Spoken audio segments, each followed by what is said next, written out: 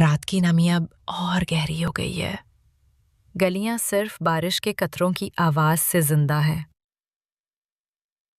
لیکن یہ تو صرف کہانی کا آغاز تھا. اصل خطرہ ابھی باقی ہے. دروازہ کھلتا ہے. ایک ہلکی سی سرسراہٹ. کوئی دیکھ نہیں رہا. یا شاید سب دیکھ رہے ہیں. یہ صرف آواز ہے یا کوئی ہے جو سچ چھپا رہا ہے. آ جاؤ، فون تمہیں مل ہی جائے گا.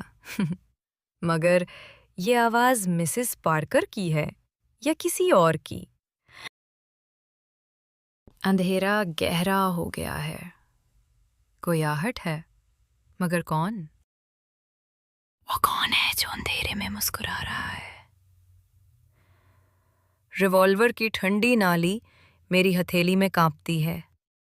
اگلا لمحہ میرا ہے یا اس کا؟ اس بار پردہ اٹھے گا، مگر کس پر؟ اصل بیریا کون ہے؟ یہ راز آپ کے ہوش اڑا دے گا، صرف سحر سٹوری لائن پر.